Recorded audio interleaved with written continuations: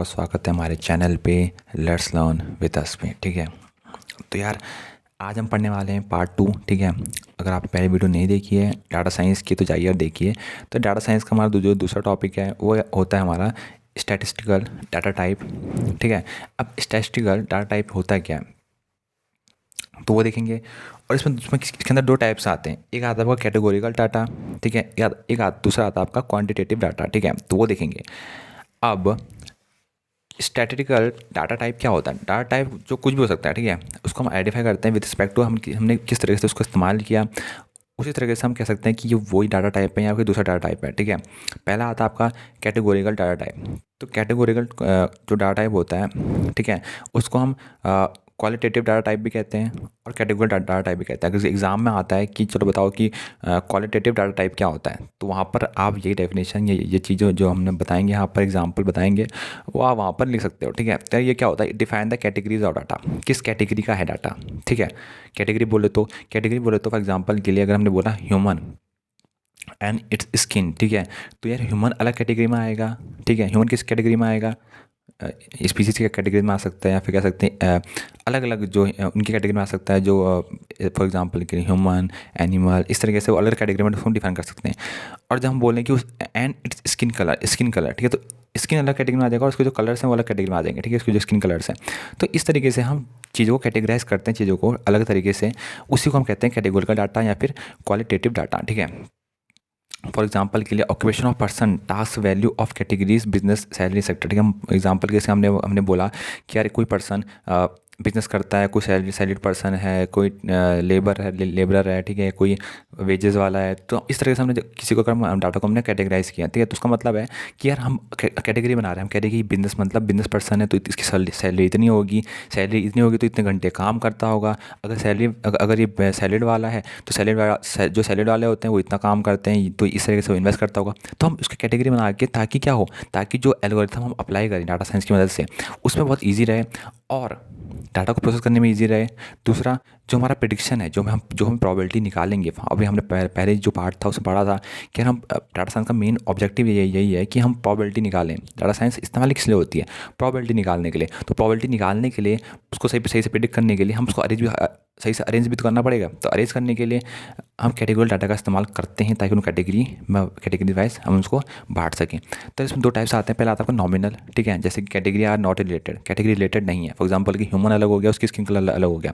दूसरा आता है ऑर्डिनरी, ऑर्डिनरियल, ठीक है, कौन पहले आता है। फॉर एग्जांपल के लिए क्या पहले आता है, फॉर एग्जाम्पल स्लोप पहले आता है, फास्ट पहले आता है, या फिर फास्ट पहले आता है, स्लो पहले आता है।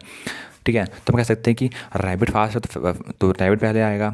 ठीक है, तो इस तरीके से हम कैटेगरी करते हैं। फॉर एग्जांपल के लिए इसको आप इस तरीके से समझिए कि हमें कोई पेज को अरेंज करना है। मतलब आज के जो अगर पर्सपेक्टिव में देखें, अगर हम रियल लाइफ में देखें तो किस तरीके से इसका इस्तेमाल होगा। फॉर एग्जांपल के लिए हम एसईओ करते हैं। ठीक है, एसईओ में क्या करते हैं, हम पेज को अपवर्ड डाउनलोड करते हैं, अपने पेज में रैंकिंग करते हैं। तो यार रैंकिंग करते समय अब कैसे पता चलेगा कि एल्गोरिथम को कि भाई इसने सही तरीके से अरेंज कर रखा है, नहीं कर रखा है। तो वो देखेगा कि कौन से पहले आता है, क्या पहले आता है। मतलब आपके जो पुराने कस्टमर हैं या फिर जो कोई पुरानी वेबसाइट है उसको पहले लिखना है या बादल को पहले करना है। तो उस तरीके से सब कुछ जो चीज़ें चलेंगी, ठीक है, पीछे बैकएंड में वो सब इसी चीज़ को फॉलो अप करते हुए चलेंगे। ठीक है, तो यार ये इसका पूरा कॉन्सेप्ट है। अब दूसरा आता है आपका, इसी के अंदर जो कैटेगरी आती है दूसरी, वो आता है वो क्वांटिटेटिव। क्वांटिटेटिव क्या बोलता है, कहता है कि विच कैन वी मेज़र, जिसको हम मेज़र कर सकते हैं वो आप क्वांटिटेटिव होता है। क्वालिटेटिव क्या होता है, जिसको हम कंपेयर कर सकते हैं एक दूसरे से, वो क्वालिटेटिव होता है। क्वांटिटेटिव क्या होता है, क्वांटिटेटिव बोलता है क्या, जिसको हम मेज़र कर सकते हैं, इसको हम नाप सकते हैं। एग्जाम्पल के लिए numeric data use to define different skills of data. Numeric data का इस्तेमाल होता है ताकि हम डिफाइन कर सकें डिफरेंट स्किल्स ऑफ डाटा। तो जो बेसिक टाइप्स हैं इसके, पहले आता है डिस्क्रीट, दूसरा आता है कंटिन्यूस। डिस्क्रीट में क्या आता है, डिस्टिंक्ट नंबर, फॉर एग्जांपल के लिए 2 हो गया, 3 हो गया, 5 हो गया, ठीक है, एक्सेट्रा एक्सेट्रा, ये सब आता है आपके डिस्क्रीट के अंदर।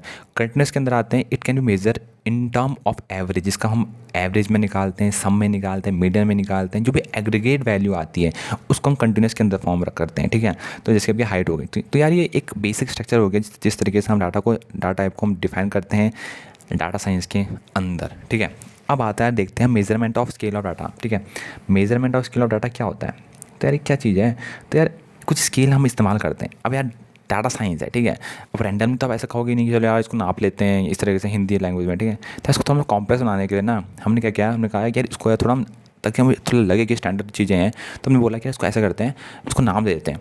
तो हम नाम दे देते इसको, हमने बोला IDV, ठीक है। IDV क्या है, ये बोलता है कि identify of value, unique identification. चीज़ वही है कि यूनिक चीज़ हमें बतानी है, यूनिक चीज़ें बताएगा, बस उसका थोड़ा हम नाम दे दिया। हमने कहा कि IDV है तो बच्चे कॉम्प्लेक्स सॉरी घबरा जाते हैं यार, मतलब थोड़ा उनको चीज़ होती है यार क्या चीज़ है, मतलब तो कुछ नहीं है, वही है सिंपल सा टर्म की यूनिक आइडेंटिफिकेशन देना, वही बस उसको हमने एक अलग टर्म में लिख दिया, ठीक है।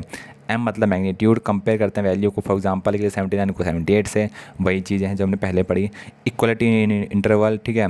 EI वो क्या है, डिफरेंस बिटवीन जैसे कि 25 और 30 के बीच में क्या डिफरेंस है, तो 5 इंटरवल का डिफरेंस है, तो वही यहाँ पर भी है।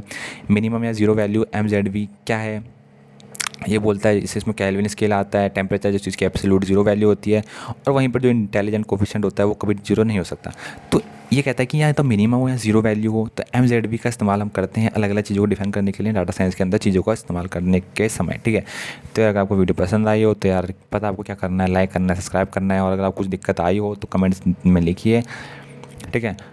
और यार प्लेलिस्ट में जाइए यार, वहाँ पर चेकआउट कीजिए, बहुत सारी वीडियो आपको मिल जाएंगी, हमने बना रही है डाटा साइंस के ऊपर, और हमने MCA न्यू की, तो यहाँ पर बतेरी वीडियो पड़ी है। प्लेलिस्ट में जाइए, वहाँ पर आपको सारी प्लेलिस्ट मिल जाएंगी, पर्टिकुलर टाइप की, आपको जिस तरीके से आपको प्लेलिस्ट चाहिए आपको वहाँ पर सब मिल जाएंगी, ठीक है। तो मिलते हैं आपको नेक्स्ट पार्ट पे, पार्ट 3 पे। धन्यवाद।